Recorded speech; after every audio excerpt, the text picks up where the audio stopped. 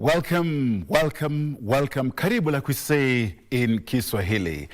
This is the Legends Edition coming to you live from the broadcasting house in the Green City in the Sun, the capital of Nairobi, Kenya. And you're just in time for a great show this evening. Thank you for making us your choice. And we're very glad that we have sports news, we have national news, we have everything you've desired. And with me in studio is none other than Topi Yambila. Kama kawaida, Edmund, we have got a bamba harvest again on the sporting scene this Saturday evening. And as usual, sports from the international and the local scenes. Where, of course, we have got the Athletic Diamond League from China. We've got rugby, the Shujaa Sevens in Los Angeles. And locally, we have got swimming and handball as usual. So stay tuned for the best of the sporting weekends. I'm Topi Yambila. And indeed, our sign language interpreter is Lucy Maura with a great team. And top in this bulletin.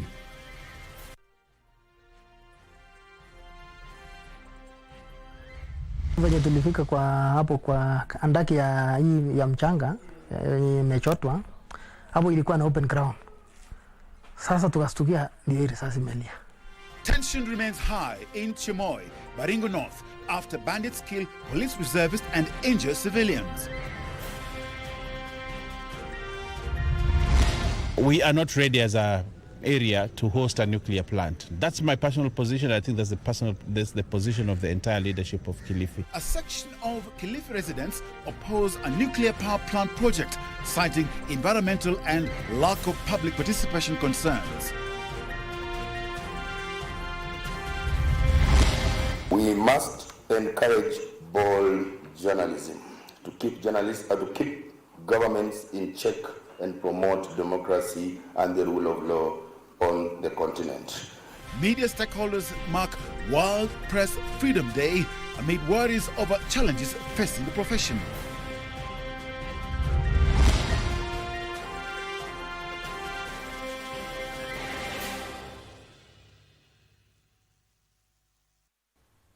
Tension remains high in Chimoy, Baringo North, following a deadly bandit attack that left one national police reservist dead and 7 others injured on Friday evening. The reservists were ambushed while responding to the attack in an area left vulnerable as key security officials attended a meeting away from the region. The silence in Chimoy was shattered when bandits struck Friday evening, just as National Police reservists had been summoned to Bartabwa for a fresh vetting exercise. Local chiefs and security teams were also away, attending a separate meeting convened by the Interior Cabinet Secretary Kipchumba Murkomen at Lake Baringo. When the attack occurred, a group of NPRs stationed about 30 kilometers away responded immediately. Sasa usonga mbele kidogo hivi ukakuta ndio hii NPR mwingine mwenye amekufa. According to Isaiah Chepchieng, the NPR in charge of Baringo North, 2 teams of 10 officers each pursued the attackers before they were ambushed by heavily armed bandits firing indiscriminately. Hapo ilikuwa na open ground. Sasa tukastukia ndio risasi imelia. Tukajaribu kulala, ndio sasa nimeona imenipata kwa miguu. Kuangalia mbele hivi nikaona huyu tena alipata tena kwa miguu. Na sasa wakora akapata mimi. Alikuwa waina. Akanipiga risasi akapata kwa hii mkono. So mimi na yeye watatu akabaki kwa nyumbani. Akachukua ng'ombe na mbuzi. By the time the gunfire ceased, 7 reservists had sustained gunshot wounds, with 1 confirmed dead. Among the injured is an officer with a bullet lodged in his chest, who was referred to Moi Teaching and Referral Hospital in Eldoret. His colleagues are receiving treatment at the Baringo County Referral Hospital. These 7, one of them was very severely ill because we know that his entry was at the left nipple and exiting towards the scapula but lodged under the scapula. So we knew vital organs were revitalized, so we referred that one. Lakini on the way tukifanyia state nasikia risasi inashuka tu hapo. So tukabiko tu hapo, tukaona kuna watu wametuambush kwa mlima tu hapo chini. Wakora wako juu, si tuko chini. What we think should happen is that there should be a systematic way of vetting without leaving the area to be vulnerable. I am appealing to the government, particularly the security arm of government, to use an intelligence-led approach to be able to address these challenges. Earlier Friday, at a security meeting at Lake Baringo North, Interior Cabinet Secretary Kipchumba Murkomen said tens of National Police reservists have been arrested and others sacked in connection to criminal activities in the Kerio Valley. He said despite efforts to restore peace in the region, there are still pockets of unrest in Baringo North, Tiati Central, Kerio Valley and Kolowa sub-counties. Kamchemenza for the Legends edition. A major energy project in Kifi County has hit a roadblock after local leaders unanimously opposed plans to build a nuclear power plant in Matsangoni. The leaders, led by Governor Gideon Mungaro, say the proposed Uyombo nuclear power plant poses serious environmental risks and lacks public participation. Energy Cabinet Secretary Opio Wandai undertook to address their concerns. Energy Cabinet Secretary Opio Wandai had led officials from the Nuclear Power and Energy Agency NUPER to Matsangoni in Kilifi County on a fact-finding mission of the multi-billion shillings Uyonga nuclear power plant. Their arrival, however, was met by hostility from the locals who are opposed to the project. The residents rejected the project, citing environmental and health risks, demanding that the government scraps the multi-billion shillings project. Wananchi wa Uyombo na Kilifi kwa pamoja tumesema hatutaki nuclear. Kule hatutaki watu wote ambao watakuja kule wainuke waseme kwamba kuna nuclear tena. Sisi tuna imani kwamba nuclear tumechimbia shimo na tumeizika sahihi. Tumemwambia kilio chetu kwamba hatutaki nuclear na governor ameonyesha ushirikiano. Tunamshukuru sana governor. They were joined by a section of legislators led by Kilifi Governor Gideon Mungaro, who rejected the multi-billion shillings project, insisting that the national government had lost the trust of the community by failing to properly sensitize the public on the project's benefits. We are not ready as a area to host a nuclear plant. That's my personal position. I think that's the position of the entire leadership of Kilifi. Na tuko tayari kwa sababu hatutaki miradi. Tunataka miradi mingi iletwe, lakini katika historia na uchanganuzi wa kuchunguza athari na mapato yake, tumepata athari ziko nyingi katika hii mradi. In response, CS Wandai welcomed the feedback and pledged to continue consultations with the locals before any decision is made. As you know, the government of President William Ruto is a caring and listening government. So in the spirit of caring and listening, we continue to engage with stakeholders on all matters, and especially on this matter of nuclear power plant in Kilifi County. This meeting is part of that engagement process. Maria Ambo reporting for the Legends edition. The government has been faulted for undermining the freedom of the press in the country. Speaking during the African Union Media Roundtable to mark the World Press Freedom Day in Nairobi, media stakeholders led by the Kenya Union of Journalists Secretary General Eric Oduor condemned the crackdown on the British Broadcasting Corporation Eye on Africa expose entitled Blurred Parliament, terming it as unacceptable. Meanwhile, 4 Kenyan filmmakers arrested over the documentary have been released. Media stakeholders converged in Nairobi for an African Union Media Roundtable to mark the 32nd edition of World Press Freedom Day. They took the opportunity to highlight the challenges facing the media sector in Kenya and the African continent at large. While adversarial relationship between authorities and the media is expected, we must say no to assault, harassment and intimidation of journalists. Led by Kenya Union of Journalists Secretary General Eric Oduor, They took issue with the arrest of 4 people on suspicion of producing the British Broadcasting Corporation's Eye on Africa documentary titled Blood Parliament. We must encourage bold journalism to keep governments in check and promote democracy and the rule of law on the continent. This kind of shutdown of media houses and crackdown on journalists is not acceptable. The African Union and United Nations were also eyed to come up with special instruments to guarantee the safety and welfare of the media workers to enable them live a dignified life. Journalists were also told to adhere to their true calling by upholding their code of conduct and professionalism. We equally call on journalists to safeguard democracy, promote responsible reporting, to verify the accuracy of information being out there. Meanwhile, the 4 Kenyan filmmakers arrested for allegedly producing BBC Eye on Africa documentary titled Blood Parliament have been released on a free bond. The unfortunate part is that the DCIO for Pangani gave me some very concerning statement that this was not a matter which was under his purview, but he did inform me that this was being coordinated from DCI headquarters. The BBC has since distanced itself from the 4, saying they were not involved in making the documentary. Tilio Marco for Legends Edition. The newly established Lake Gas Limited LPG storage plant in Kilifi County is expected to receive its first consignment of liquefied petroleum gas LPG in 2 weeks' time.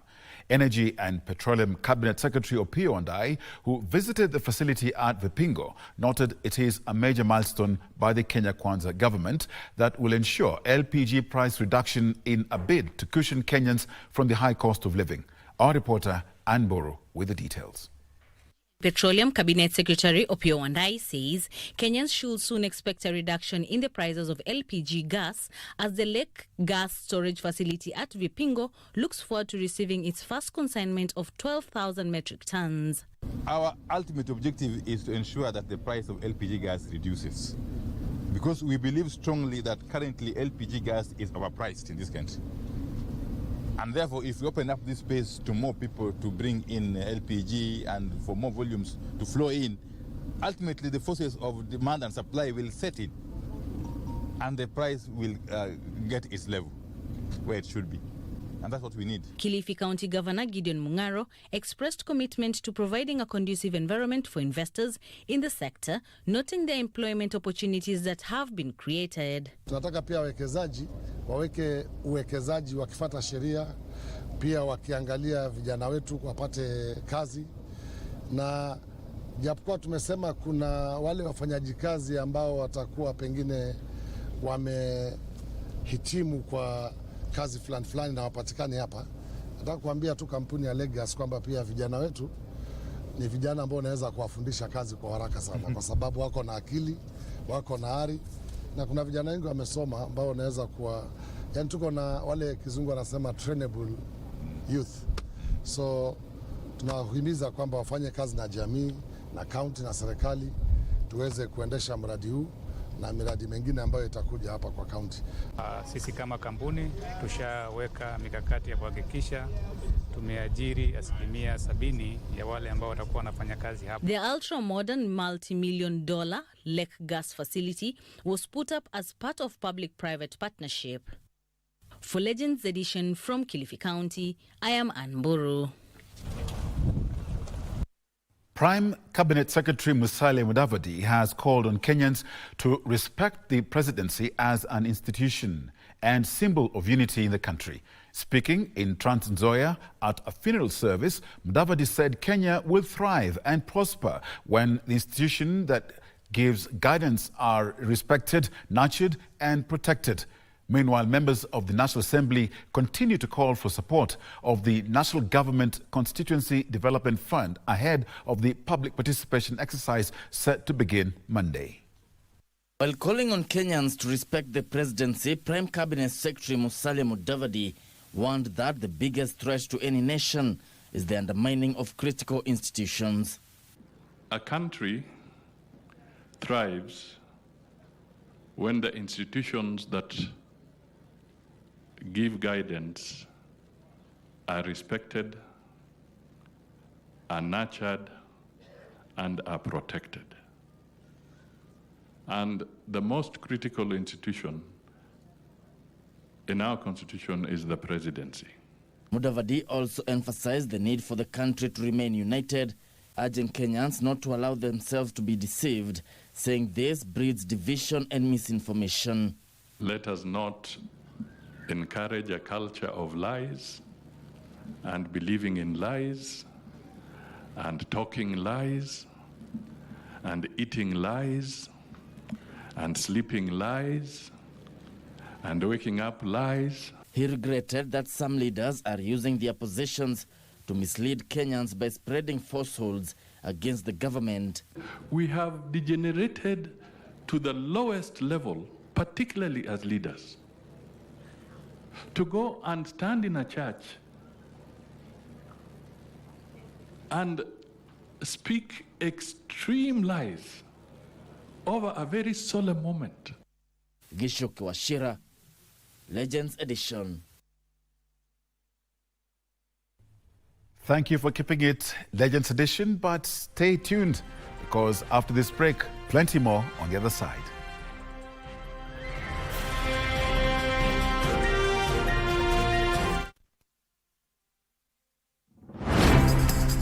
Je, umewahi kuwa na deni ya KRA? Basi usiwe na shaka. KRA wakishirikiana na KBC wamekuandalia roadshow murwa kabisa. Jiunge nasi tukufahamishe kuhusu KRA Tax Amnesty Program na jinsi utakavyoweza kusamehewa adhabu na riba na KRA. Pia tutakuwa tunakusaidia kujaza fomu za kodi za mwaka 2024 na kukusaidia na huduma za KRA kwa mtaa wako. Kuanzia Ijumaa tarehe 9 hadi Jumapili tarehe 11 mwezi Mei, tutakuwa na mobile clinic mjini Nairobi katika maeneo ya Junction Mall, Imara, Rugby's Petrol Station, Thika Road Mall, TRM, Sarit Center, Kibra, Buruburu. KRA, tulipe ushuru, tujitegemee.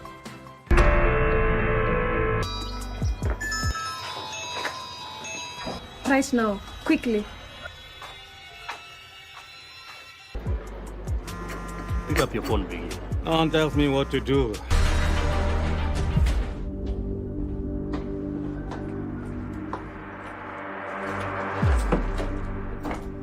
Nani amenigonga? Who's he? Hey! Out of my house. I'll say this again and again. Tina, sit down and talk to your husband. Talking to your mother here is not the solution. She's got problems of her own. I am not stupid. I've done this kind of monkey business before. So I know my kind. 4 hours, Biggie. 4 hours. Thank you for the cup of tea, by the way. At least everyone knows I do business. I keep wondering, what are his dealings? Kuna shida. Why will he respond to your WhatsApp messages and not our calls? Sijamuona. Huh? Sijamuona, madam.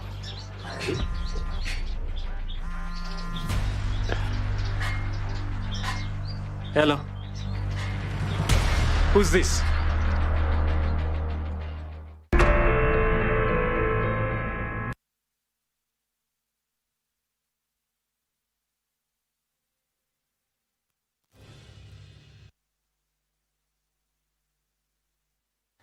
Welcome back.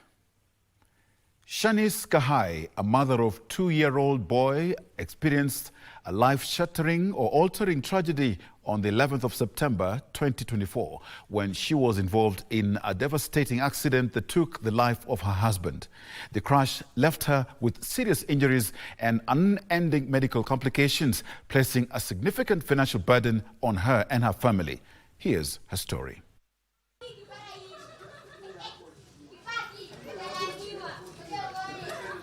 September 11th, 2024 is a day Shanis Kahai will never forget. While riding on a motorcycle with her husband after a church service they had gone to minister, a rogue driver crashed into them, resulting in a tragic accident that claimed her husband's life. Ilikuwa around saa 7 hivi tukiwa on our way from Chavakali, tukiwa Mkumu, gari ika lose control na ikatugonga. Tulikuwa kwa pikipiki, mimi tuna mume wangu. Baada ya hapo tukabebwa na wasamaria wema, tukapelekwa Mkumu hospital. Tukakaa kule hiyo siku nzima ambapo hawakufaulu kutushughulikia kwa sababu hali ambayo tulikuwa ndani, kuna vitu vilihitajika kufanyika kama CT scan na hawangeweza huko. So tukapelekwa Bungoma Life Care. Kufika Bungoma, mume wangu akakata roho. Shanis survived but was left with multiple medical complications, including fractures in her right arm and leg. Kakamega nikakuwa admitted for 2 months.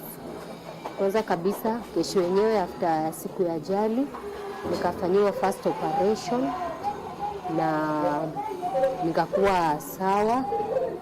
Waliporudi kufanya operation ya pili wakagundua kuna infection ilikuwa imekula mfupa na kuna part ya mfupa already ilikuwa imekufa. So wakaikata na wakaitoa. She recounts the harrowing experience, expressing the pain of losing her partner and the added frustration of receiving no compensation or justice. Gari yenye ilitugonga ilikuwa it was just a private vehicle, haikuwa public. Na mwenye alitugonga hajajitokeza mpaka sasa. After nimepata accident nilienda na nikakuwa admitted for 2 months. Nikiwa admitted nilikuwa kwa condition yenye singefuatilia kesi by then. Na watu I think walikuwa wamefocus, familia mostly ilikuwa imefocus kwa mimi kupata nafuu. Bado hatujafuatilia kesi na bado sijakompensetiwa chochote. After losing her husband, who was the sole breadwinner, she has been relying on friends and family for support. Through the help of some friends ambao wamekuwa kujitokeza, manake pia mimi ni mwimbaji wa nyimbo za Injili, so I've been sharing videos TikTok wapi na watu wamekuwa kibarikiwa. So napata mtu amebarikiwa na nitafuta, ananiambia nimeguzwa tu nikusupport kidogo. Na Mungu amekuwa akifungua kupitia kwa hiyo. But sina tu mahali ambapo nasema natoa kipato. Kabla nipate ajali, nilikuwa na move, nilikuwa flexible, naweza shughulikia familia yangu, mtoto kumtayarisha nini, maandalizi tu na shughuli za mama za kawaida. Lakini sasa niko mateka, siwezi fanya chochote. She has undergone several medical procedures and is scheduled for another crucial operation on May 13th, 2025. The surgery will cost 404,000 Kenyan shillings, an amount that has placed a heavy financial strain on her family. So far I've undergone 5 operations za mguu. Bado hatujakamilisha safari ya matibabu kwa sababu hii chuma inafaa itolewe na kuna pesa zinahitajika, ambapo nimebukiwa kwenda surgery tarehe 13 mwezi wa Mei. Kuna vitu viwili ambavyo wanataka kufanya, either bone transporting ama bone transplanting, na inahitaji pesa. Shanis is now appealing to well-wishers for support in raising the funds needed for her treatment. Ningewaomba Wakenya wenzangu ambaye Mungu amewahifadhi mpaka sasa, ambao mnaweza guzwa na hali hii ambayo niko ndani, kwa rehema za Mwenyezi Mungu mkaweze kusimama na mimi, maana ninatamani sana nirejee kwa miguu yangu miwili, nirudi kutembea kama kawaida, nimtumikie Mungu na pia nimlee mtoto huyu. So chochote kile ambacho utapata, nitashukuru. Contributions can be sent via till number 32000748 or through phone number 0792495195. Christine Matunda for Legends Edition. Indeed, Shanis Kahai requires our help, and in the Ubuntu spirit, if you can, do reach out. Let's spread some love and help her. Whereas stress, anxiety, and isolation are sometimes impossible to avoid, a suitable coping mechanism can help curb these conditions, reaching chronic levels and adversely affecting one's health. Nature walk, mediation, exercise, changing one's perspective, or even taking a new hobby are some of the numerous ways of helping one to live a happy and peaceful life. Dancing is also an effective therapy that transforms lives through rhythm and movement.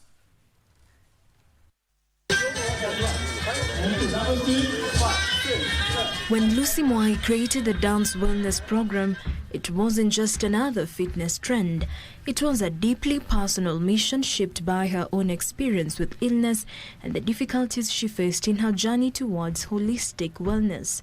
I noted that over time, everyone seeks wellness separately. So if someone has an injury to their foot, their back, their neck, whatever form of injury, they will go and see a physiotherapist separately. Then they will sit back at home and wait for things to repack. Then the next time they feel that they have a gastric issue, then they will go to a nutritionist separately.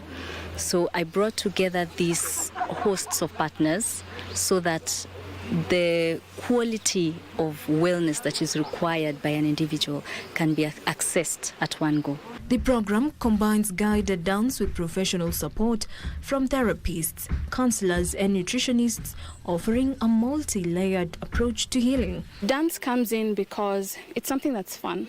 It's something that is accepted. It's something that people enjoy doing. And not only is it stigma-free, it's also what happens after the dancing. It's about the physical activity. It's about the release of happy hormones. You know, it's about dopamine. It's about oxytocin. It's about serotonin. Just to mention some of the happy hormones that are associated with you feeling good about yourself. Our job is very time-intensive. And it's also an alienating job. You know, you're in the car by yourself for so many hours. I mean, despite the fact that you're carrying different people. So I feel rejuvenated and I feel reminded to take care of my health, my mental health, and whatever I'm eating, my nutritional health, and all those things that I should remember every day. Yeah. Nutritionist therapist Barney Kendi says dance wellness does more than keep you active. It tackles the root causes of stress, helping prevent lifestyle-related illnesses. Anytime you have high cortisol, which is the stress hormones, if they are high in our system, that is where most of the lifestyle diseases come from, like diabetes, hypertension, cancer, kidney disease. You know, so stress is also something that when we dance, we are able to deal with stress differently, so that we can reduce the cortisol hormone levels or the stress hormones in our system. Dancing is also deemed critical in regulating emotions through changes in body postures and movements. What started as Lucy's personal journey is now transforming communities, breaking mental health stigma, and redefining wellness. Jacqueline Masharia for Legends Edition. Keep breathing through your nose.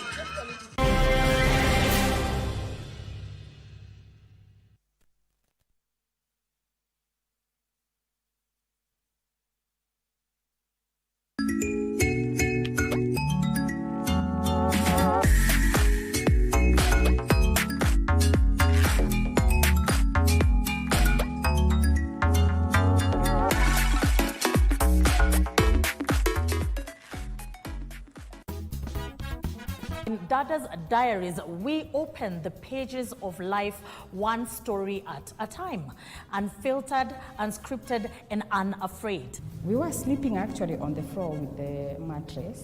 Alafu watungi afford hata kununua blanketi. Kwa tumekopa kwa duka mpaka ile hawezi rudi hapo tena. Hey, kutoka Makadara mpaka Kileleshwa. You can imagine. You know, the proper from rags to riches story. Yes. Hey. He was supposed to do a sacrifice of goat.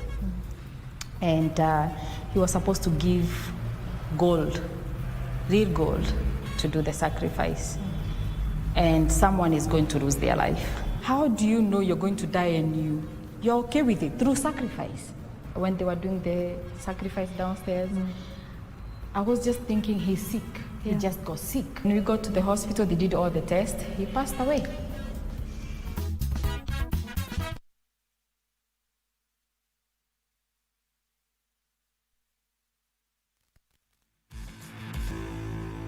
Thank you for keeping it Legends Edition.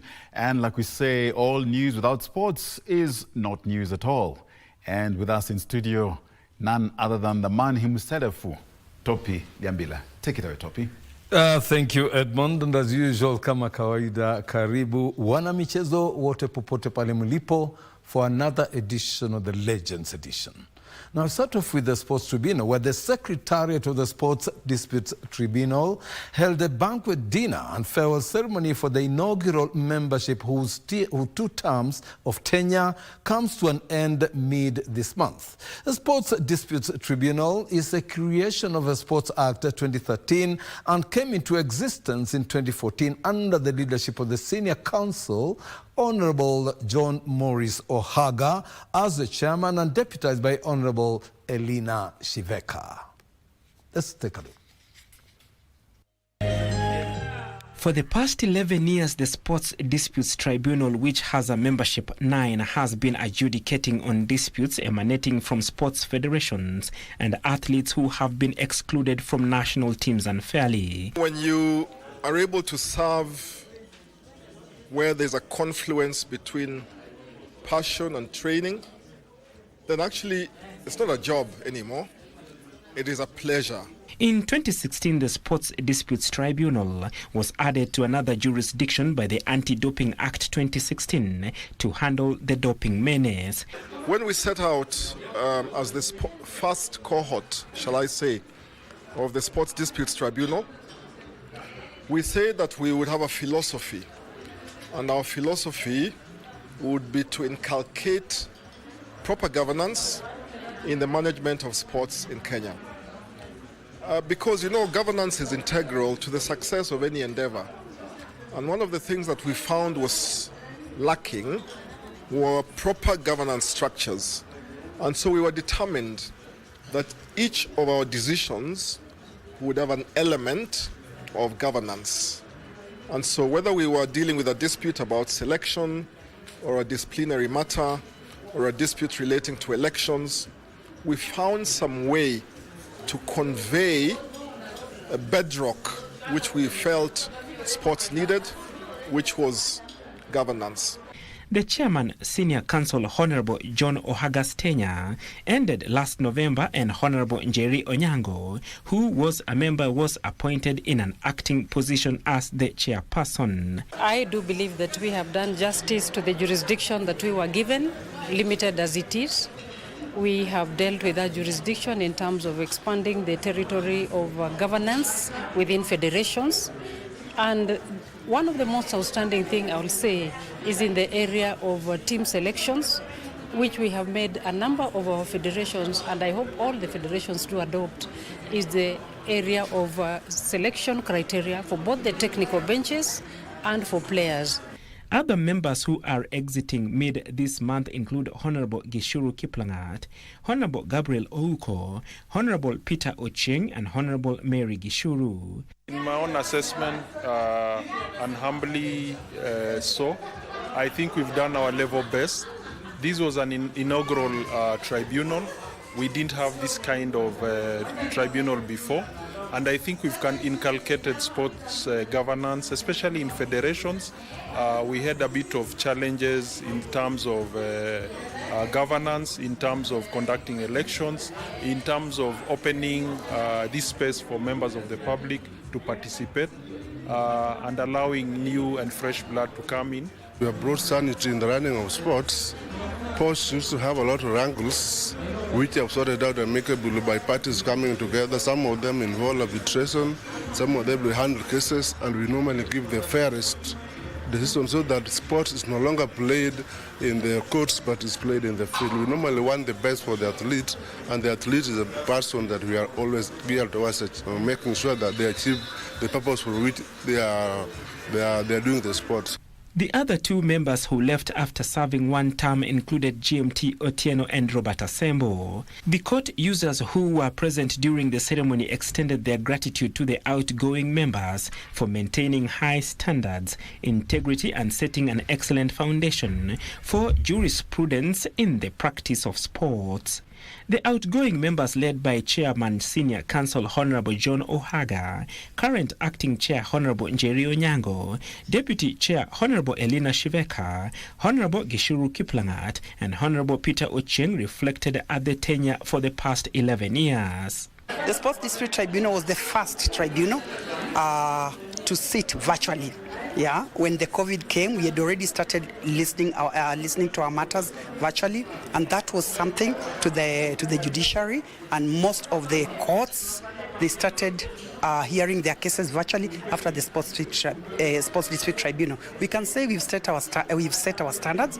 The bar is high, but we feel those who are coming in to take over from us after the 15th of this month, they'll do a good job, and they'll still they must have integrity, and they must be independent and very partial when they are adjudicating cases. The Secretary and CEO of the Sports Disputes Tribunal, Dr. Leah Kaburu, appreciated and applauded the outgoing membership for a job well done. The court users of Sports Tribunal, they have really expressed gratitude and appreciation for the members who have worked tirelessly for the 11 years, and they are looking forward to a new panel, and they are hopeful that they will be as qualified, as competent, as hardworking, as dedicated as the outgoing panel. And it's our prayer and it's our hope that we will get the same competent members who will steer the tribunal even to greater heights. There are 2 members who will be left still serving as recruitment for the new chairperson, and 5 other members is ongoing in earnest. These exiting tribunal members have actually set the bar very high. They have redefined what was set out in the Act. They have actually made it very clear to the parties what is expected of them. If you are a sports organization, they have actually broadened the jurisdiction of the sports tribunal to include issues of governance. And that is why you find so many cases being filed at the tribunal. It's because people have found that this is actually a place of dispute resolution. Honorable Bernard Murunga is one of the 2 members who will be left behind to wear the shoes of the exiting team. Job well done by those gallant Kenyans that, some other team will also follow suit. Now, Sports Cabinet Secretary Honorable Salim Mvurya, today in Diani, Kwale County, held a joint session with the National Assembly Parliamentary Departmental Committee on Sports and Culture to brief the committee on overall operations of the Sports, Arts and Social Development Fund.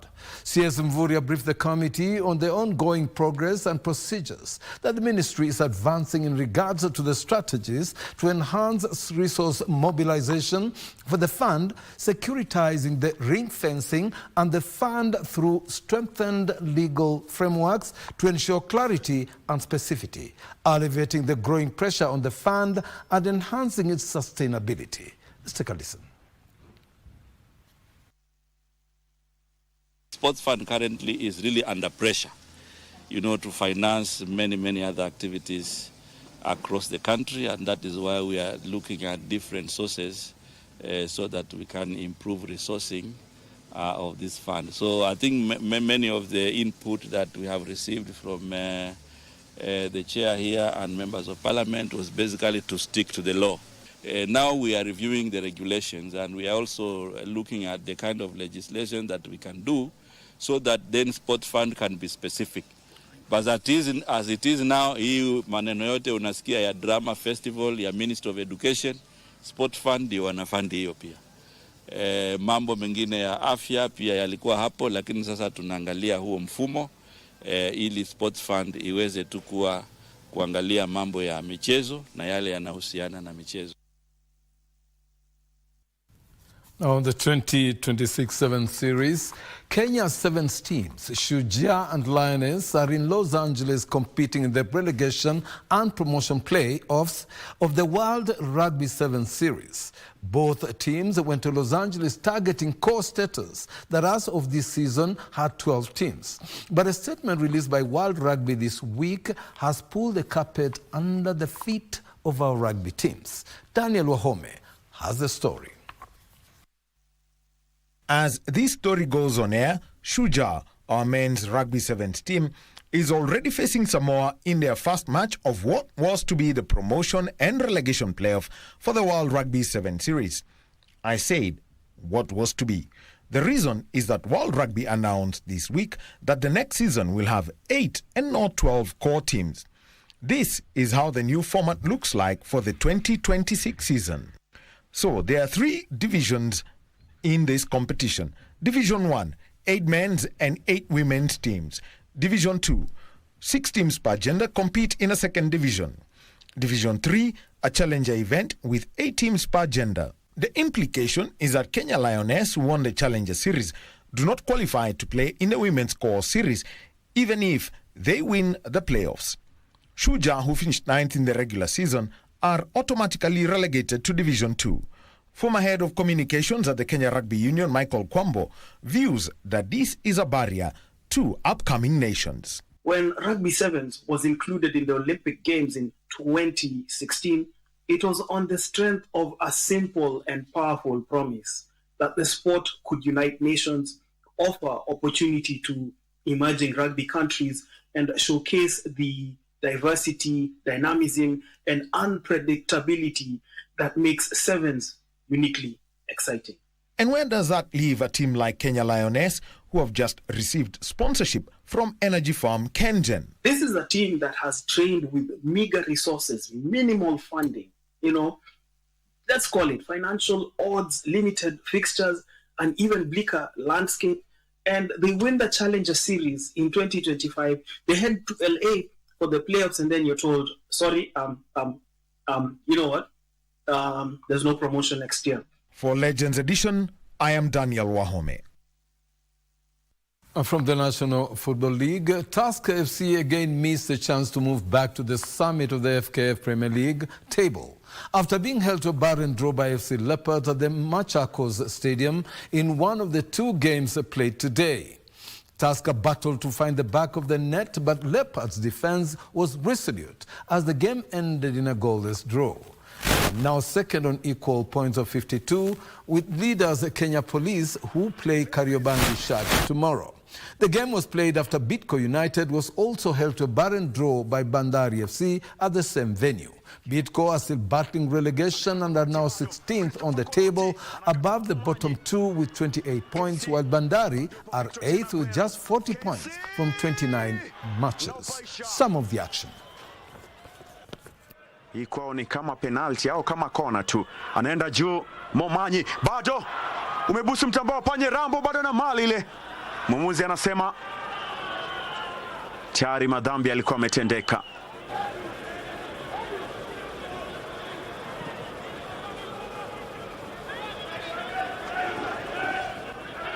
The great social joke. Oh, joke! Sharif Majabe amubombe. Michael Sande Pujo! Ameikosa Pujo. Peke yake ndani ya 18. Thomas Wainaina analeta ndani, amekataa Fidel Otieno Riga. Henry Onyango anadaka Faruk Shikalo Waza. Ataicheza moja kwa moja. John Owira leta ndani huku. Wow. Yupo vizuri langoni Faruk Shikage.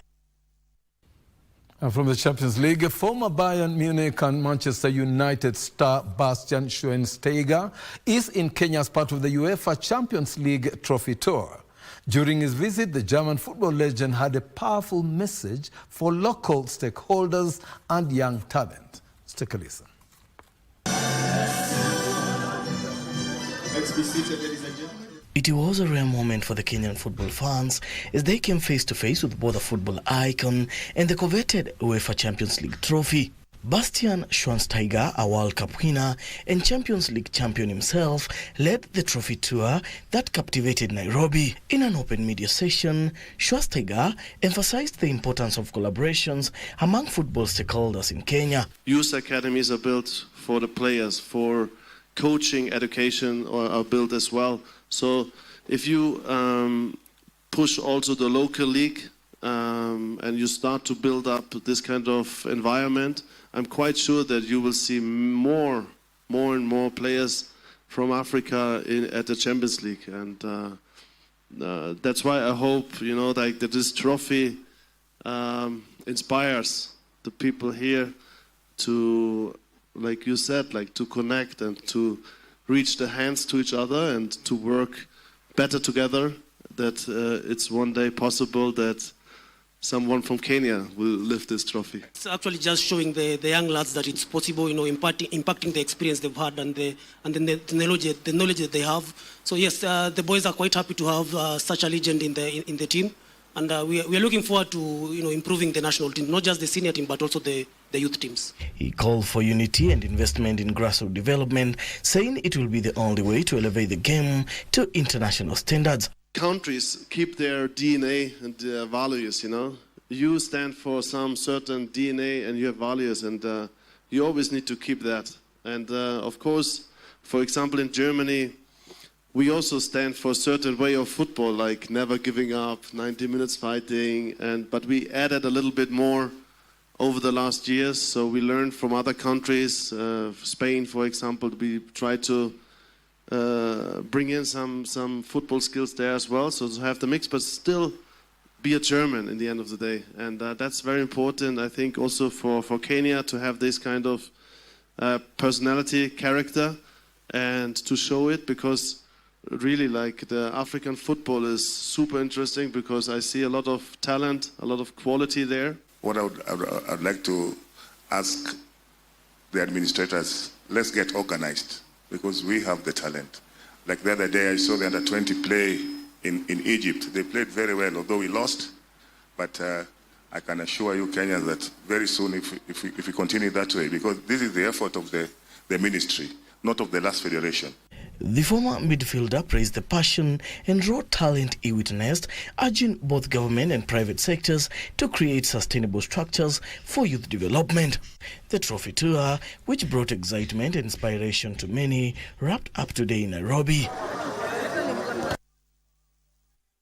Still on matters soccer, national under-20 men's team Rising Stars will be looking forward to get back to winning ways when they take on Tunisia in the ongoing World Under-20 African Cup of Nations in Cairo, Egypt. Stars lost the first match 3-2 to Morocco, as Tunisia lost 1-0 to Nigeria in the other Group B match.